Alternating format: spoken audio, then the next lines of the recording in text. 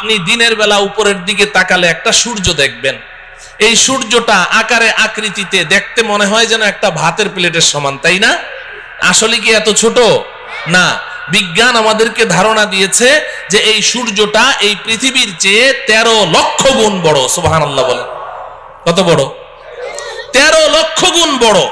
এই পৃথিবীর সাথে আরো 13 লক্ষটা পৃথিবী এই সমান জোড়া লাগান, যত বড় হবে সূর্যটা এত বড়। সুবহানাল্লাহ বলেন।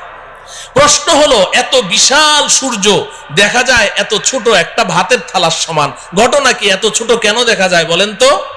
অনেক উপরে, বলেন অনেক উপরে। প্রশ্ন হলো সূর্যটা কত উপরে আছে? বিজ্ঞান আমাদেরকে ধারণা দিয়েছে যে এই সূর্যটা এই জমিন থেকে 9,30,00,000 মাইল উপরে আছে। সুবহানাল্লাহ বলেন। কত উপরে বলেন? 9,30,00,000 মাইল। মুখে তো বলে ফেললাম, কল্পনা করা যায়? 9,30,00,000 মাইল উপরে সূর্য। আচ্ছা যাই হোক, এই সূর্যের দেশে যদি আপনি চলে গেলেন 9,30,00,000 মাইল উপরে, সেখানে গিয়ে কি আমাদের আসল বাড়ি জান্নাতের কোনো সন্ধান পাওয়া গেল? তাহলে আরো উপরে যেতে হবে। যেহেতু আল্লাহ বলেছেন উপরে আছে, তাহলে উপরে আরো উপরে যেতে হবে। চলেন উপরে যাই। সন্ধ্যাবেলা আপনি উপরের দিকে তাকান, দেখবেন যে মিটমিট করে জ্বলছে জোনাকি পোকার মতো। এগুলো কি? তারা। আচ্ছা ভাই বলেন তো দেখি, এই তারাগুলো আকারে আকৃতিতে এই জোনাকি পোকার সাইজ নাকি আরেকটু বড়? তারাগুলো কত বড়? তারাগুলো কত বড়? বিজ্ঞান বলছে যে আকাশের এক একটা নক্ষত্র, এক একটা তারা পৃথিবীর চেয়ে নয়, পৃথিবীর চেয়ে নয়, আকাশের এক একটা তারা সূর্যের চেয়ে লক্ষ কোটি গুণ বড়। এত বিশাল তারা দেখা যায় জোনাকি পোকার মতো। ঘটনা কি? আরো উপরে, বলেন আরো উপরে। প্রশ্ন হলো তারাগুলো কত উপরে আছে? তারাগুলো কত উপরে আছে? বিজ্ঞান এ ব্যাপারে আমাদেরকে কোনো ধারণা দিতে অক্ষম। তবে অনেক গবেষণা করে বিজ্ঞান একটা তারার সন্ধান বের করেছে, যেটা পৃথিবীর সবচেয়ে কাছে, সবচেয়ে নিচের যে তারকাটি, জমিনের সবচেয়ে কাছে, এটার নাম বিজ্ঞান দিয়েছে প্রক্সিমা সেন্টারাই। বিজ্ঞান বলে প্রক্সিমা সেন্টারাই নামের এই দুনিয়ার সবচেয়ে কাছের যে তারাটি, এটা এই জমিন থেকে 25 লক্ষ কোটি মাইল উপরে আছে। কত উপরে? 25 লক্ষ না, 25 লক্ষ কোটি মাইল উপরে। 25 কোটিও না, 25 লক্ষও না, কত? 25 লক্ষ কোটি মাইল উপরে হচ্ছে সবচেয়ে কাছের তারা। তাহলে উপরের তারাগুলো কোথায় আছে? বিজ্ঞান বলে এই ব্যাপারে আমরা কোনো ধারণা দিতে পারবো না। তাফসিরে রুহুল বায়ান নামে একটি কিতাব আছে, তাফসিরের কিতাব। তাফসিরে বলেন রুহুল বায়ান, তাফসিরে রুহুল বায়ান। এই কিতাবের মধ্যে আছে, আল্লাহর কুদরত বুঝার জন্য বলছি, আমাদের বিবেকের মধ্যে এতটুকু ধারণ ক্ষমতা নেই বুঝার মতো, আল্লাহর কুদরত একটু বুঝার জন্য বলছি। এই যে স্টেজে লাইট জ্বলছে, এই যে আলো জ্বলছে, এই আলো দৌড়ায় কি দৌড়ায় না? আলো দৌড়ায় না? আপনি টর্চ অন করেন, টর্চ লাইট, সাথে সাথে আলোটা দেখবেন ওই দেয়ালের গায়ে দেখা যাচ্ছে। দৌড় মারলো কিনা? কত মাইল স্পিডে? আলোর গতি কত বলেন? প্রতি সেকেন্ডে, ঘন্টায় না, প্রতি সেকেন্ডে 1,86,000 মাইল দূরে চলে যায় আলো। আপনি চোখের পলক মেরেছেন না, এই চোখের পলকে আলোটা কত দূর চলে যায়? 1,86,000 মাইল। একটু কল্পনা করেন আল্লাহ পাকের কুদরত কত, শক্তি কত। এই আলোর গতিটা মনে রাখেন। এবার তাফসিরে রুহুল বায়ানের মধ্যে আছে, আল্লাহ রব্বুল আলামিন আকাশে এমন অসংখ্য অগণিত তারা সৃষ্টি করেছেন। যেই দিন আল্লাহ পাক ওই তারাগুলোকে সৃষ্টি করেছেন, কত হাজার বছর আগে সৃষ্টি করেছেন, আল্লাহ ছাড়া কেউ বলতে পারবে না। যেই দিন ওই তারাগুলো সৃষ্টি করেছেন, ওই দিন প্রত্যেকটা তারা তাদের নিজ নিজ আলো পৃথিবীর দিকে ছেড়ে দিয়েছে। ওই আলোগুলো দৌড় শুরু করেছে প্রতি সেকেন্ডে 1,86,000 মাইল স্পিডে দৌড় শুরু করেছে। আজও সেই আলো পৃথিবীর দিকে দৌড়াচ্ছে, আজও দৌড়াচ্ছে, এখনো পর্যন্ত পৃথিবীতে এসে পৌঁছতে পারে না। অতএব কল্পনা করে দেখুন যে আকাশের তারাগুলো কোথায় আছে। আল্লাহ। আচ্ছা, সেই আকাশের তারা যেখানে আছে সর্বোচ্চ তারা ওই পর্যন্ত গেলাম, কিন্তু আসল বাড়ির কোনো খোঁজ খবর পাওয়া গেল? হ্যাঁ, তাইলে আরো উপরে যেতে হবে। যেতে রাজি? এই জমিন থেকে সবার উপরে যেই তারাটি আছে এর উপরে আর কোনো তারা নেই, সৌরজগৎ শেষ, এরপরে মহাশূন্য শুরু হয়ে গেছে। এই জমিন থেকে সবার উপরে যেই তারাটি আছে ওই পর্যন্ত আপনি যেই পরিমাণ পথ অতিক্রম করলেন, সবার উপরের তারাটা পার হয়ে আরো ঠিক এই সমপরিমাণ মহাশূন্য পাড়ি দিয়ে আপনি যদি উপরে যেতে পারেন, সেখানে গিয়ে পাবেন প্রথম আসমানের তলা। কি পাওয়া যাবে? প্রথম আসমানের তলা পাওয়া যাবে। আসমান আছে না নাই? হ্যাঁ, বিজ্ঞান কি বলে? বিজ্ঞানের ছাত্ররা এখানে আছে না? বিজ্ঞান তো আসমানকে স্বীকার করে না। বিজ্ঞান বলে আকাশ বলতে কিছু নেই। আল্লাহ, আকাশ আছে তো? বিজ্ঞান অস্বীকার করলো যে। একটা গল্প শুনবেন। আমি তখন হেফজখানায় পড়ি, আমাদের ওস্তাদজির মুখে শুনেছি। এক বুড়ি, তার পৃথিবীতে একটা পুত্র সন্তান, আর কেউ নেই। ওই পুত্র সন্তানটাই তার অন্ধের যষ্টি, ওইটাই তার সম্বল।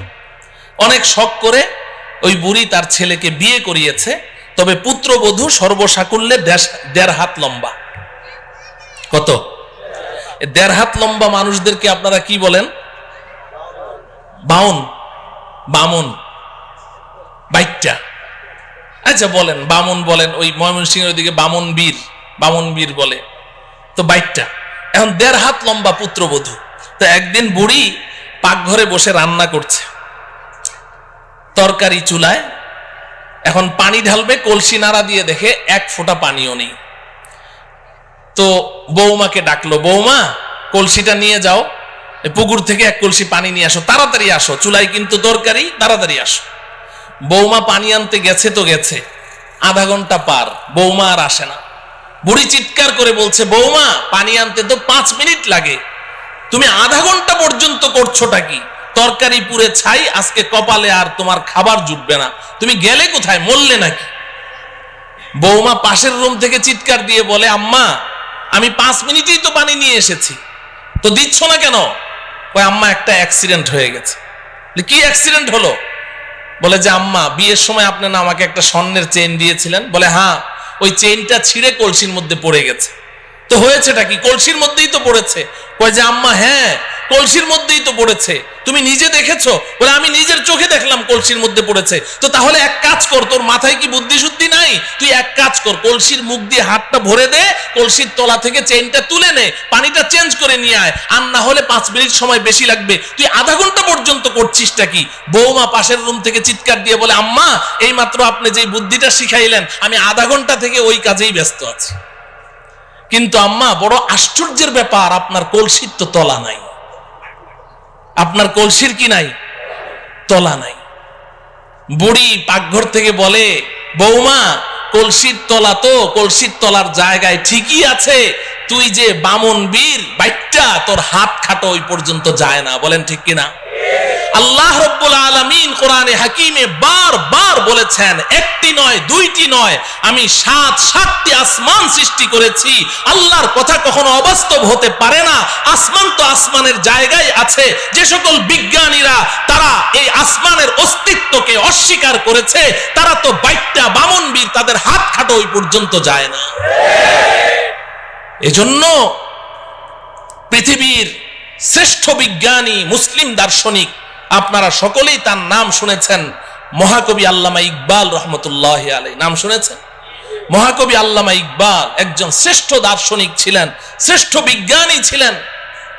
তিনি সারাটা জীবন বিজ্ঞানের পেছনে দৌড়িয়েছেন, অক্সফোর্ড ইউনিভার্সিটিতে পড়াশোনা করেছেন, ইহুদি খ্রিস্টানদের মাঝেই তিনি বেড়ে উঠেছেন, কিন্তু আল্লাহ পাক তার নসিবে হেদায়েত লিখে রেখেছেন, এজন্য তিনি নষ্ট হন নাই, বেলাইনে যান নাই।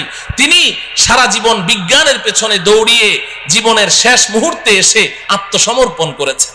সারেন্ডার করেছেন, তিনি স্বীকার করেছেন বিজ্ঞান মানেই হচ্ছে একটা ধোঁকা, বিজ্ঞান মানেই হচ্ছে একটা মরিচিকা। কারণ বিজ্ঞান সকালে এক থিওরি দেয়, বিকালে ওটাকে অস্বীকার করে যে না ওটা ঠিক নাই, আবার নতুন থিওরি দেয়, আবার পরের দিন ওটাকে অস্বীকার করে, আবার নতুন থিওরি দেয়। আমরা এক সময় শুনেছি যে বিজ্ঞান এক সময় জোরে সোরে দাবি করেছে যে সূর্য ঘুরে, পৃথিবী ঘুরে না, সূর্য ঘুরে, পৃথিবী ঘুরে না।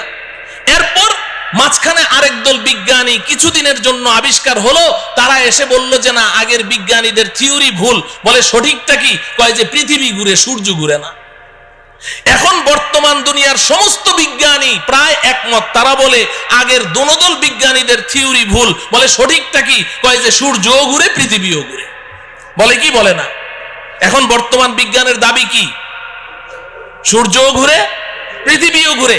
আর কিছুদিন যদি বাঁচি তাহলে দেখবো আরেক দল বিজ্ঞানী আসবে, এসে বলবে আগের তিনোদল বিজ্ঞানীদের থিওরি ভুল। বলে তাহলে সঠিকটা কি? বলবে একটাও ঘুরে না। অসম্ভব কি? বলতে পারে। তো বিজ্ঞান মানেই হচ্ছে মরিচিকা, এক একবার এক এক থিওরি দেয়। তো আল্লামা ইকবাল রহমতুল্লাহি আলাইহি সারাটা জীবন বিজ্ঞানের পেছনে দৌড়ালেন, এরপরে অন্তিম মুহূর্তে এসে আত্মসমর্পণ করছেন। কোই कहता है नहीं है, कोई कहता है कि है, या खबर है या नहीं है तेरी दुनिया का वजूद। अब जुनू से काम लूंगा मैं रहे तहकीक में, अक्ल के पीछे बहुत ही वक्त जाया कर चुका, अक्ल के पीछे बहुत ही वक्त जाया कर चुका। আল্লামা ইকবাল বলেন রব্বুল আলামিন সারাটা জীবন তো বিজ্ঞানের পেছনে দৌড়ালাম, কিন্তু বিজ্ঞান আজকে এক থিওরি দেয়, কালকে এক থিওরি দেয়। একবার বলে সূর্য ঘুরে, একবার বলে পৃথিবী ঘুরে, একবার বলে দোনোটা ঘুরে, একবার বলে আসমান আছে, আরেকবার বলে আসমান নাই। আমি তো পাগল হয়ে যাওয়ার পালা রব্বুল আলামিন। আর আমি বিজ্ঞানের পেছনে দৌড়াতে চাই না। এখন আপনার কাছে জীবনের অন্তিম মুহূর্তে আমার একটাই দরখাস্ত, अब जुनू से काम लूंगा मैं रहे तहकीक में, अक्ल के पीछे बहुत ही वक्त जाया कर चुका। রব্বুল আলামিন এখন আর আমি বিজ্ঞানের মাধ্যমে কোনো জিনিস যাচাই করতে চাই না, এখন আমি আপনার কিতাব কোরআনের মাধ্যমে যাচাই করতে চাই। আপনি যেটা বলবেন ওটাকেই বিশ্বাস করতে চাই, এবং আপনি আমাকে ওই বিজ্ঞানীদের দল থেকে বের করে ওই সমস্ত বান্দাদের অন্তর্ভুক্ত করে দেন যেই বান্দাদেরকে দুনিয়ার মানুষ আপনার পাগল মনে করে, আমাকে ওই পাগলদের অন্তর্ভুক্ত করে দেন। আসমান আছে না নাই? গেলাম প্রথম আসমানের তলা, মনে আছে তো? তো প্রথম আসমানের তলা পর্যন্ত না গেলাম, কিন্তু আসল বাড়ি জান্নাতের কোনো খোঁজ খবর পাওয়া গেল? আরো উপরে যাওয়া লাগবে। এই জমিন থেকে প্রথম আসমানের তলা পর্যন্ত যতটুকু পথ আপনি পাড়ি দিয়েছেন, ভালো করে বুঝেন, এই জমিন থেকে প্রথম আসমানের তলা পর্যন্ত যতটুকু পথ পাড়ি দিয়েছেন, প্রথম আসমানটা মোটাও এই পরিমাণ। সুবহানাল্লাহ বলেন।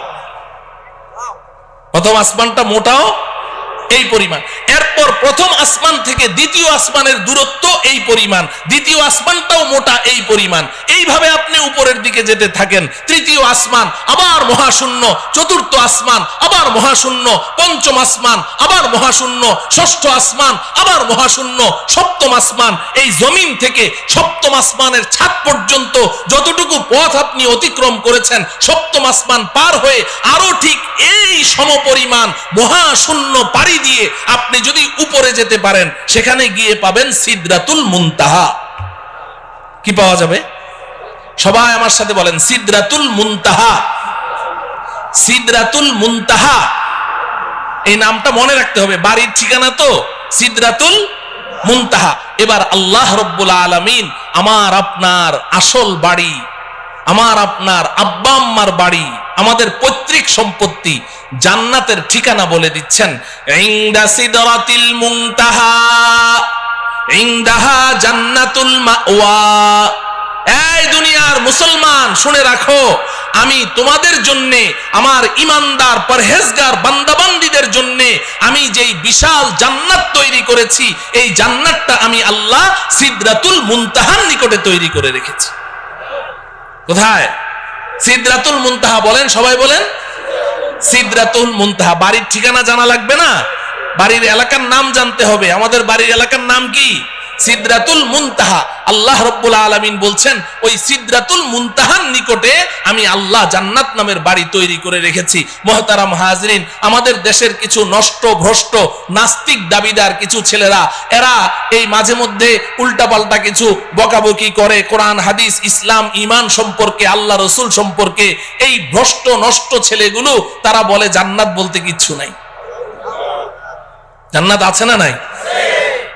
এখন ওরা জান্নাতকে অস্বীকার করে কেন জিজ্ঞাসা করেন, বলবে যে আমাদের নাস্তিকদের একটা থিওরি আছে, যা চোখে দেখি না তা বিশ্বাস করি না। নাস্তিকরা যা চোখে দেখে না তা বিশ্বাস করে না, এটা ওদের দাবি। তো বলে যে আমরা পৃথিবীর উত্তর থেকে দক্ষিণ মেরু, পূর্ব থেকে পশ্চিমে, উপরে যেতে যেতে চাঁদের দেশ মঙ্গল গ্রহ সবই তো ঘুরলাম, কই জান্নাত তো কিছুই দেখলাম না, এই জন্য জান্নাত বলতে কিচ্ছু নেই। নাউজুবিল্লাহ বলেন। আচ্ছা বলেন, জান্নাতটা কোন জায়গায় আছে? সিদরাতুল মুনতাহা। সিদরাতুল মুনতাহা কোথায় আছে বুঝলেন তো? তো এখন এই নাস্তিকগুলো এই ঢাকার শাহবাগ চত্বরে বসে বসে ওখান থেকে বুঝি সিদরাতুল মুনতাহা দেখা যাবে? হ্যাঁ, তো দুনিয়াতেও তারা জান্নাতকে অস্বীকার করেছে, সিদরাতুল মুনতাহা পর্যন্ত পৌঁছতে পারলো না, দুনিয়াতে অস্বীকার করেছে, আখিরাতেও তারা জান্নাতের কোনো ঘ্রাণও পাবে না।